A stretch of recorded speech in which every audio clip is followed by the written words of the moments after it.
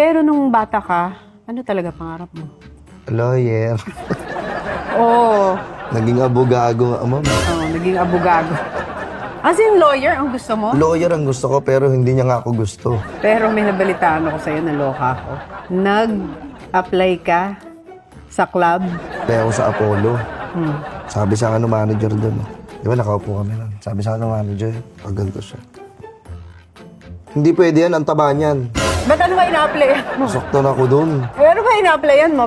Apply ko lang naman, waiter. Akala ang go-go dancer. Oo. So, paano mo naramdaman na parang yung mga kalokohan mo mabenta na sa kanila? Pag nagsipag-resign po kami para tutukan yung video. Tutukan yung video nang hindi naman namin alam kung Saan pupunta? saan pupunta yun.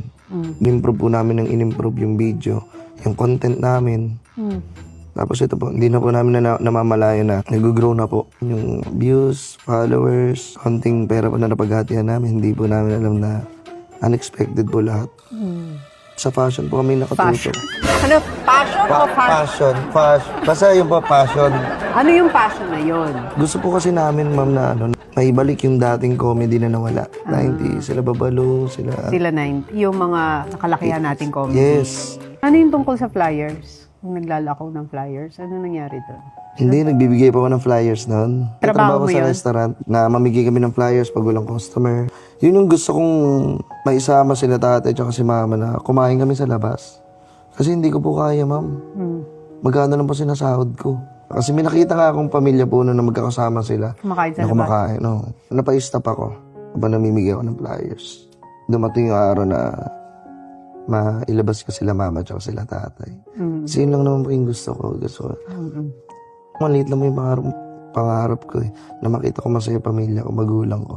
Hanggat nasa tabi ko pa sila. Anong reaction nila dito sa ginagawa mo online, yung pamilya mo?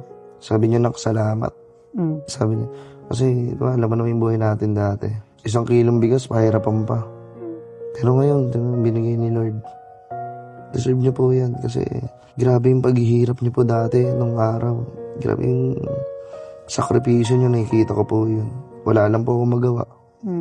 Thank you, Lord. Oo, dahil sa mga... Without you, Lord, everything is nothing po. Ano ba yan? Ano na nangyari sa atin, Joel? Parang na-realize mo bigla yung mga blessings. Alam mo, totoo yan. Nakakaiyak pag na-realize mo yung blessings na dumarating sa buhay. Kung i-compare mo dun sa noon, di ba? Na pinagdaanan mo. So, pag nanonood sa'yo yung mga viewers mo, yung mga supporters mo, anong gusto mong makuha nila sa channel mo or sa mga social media Pag page nga po mo? sila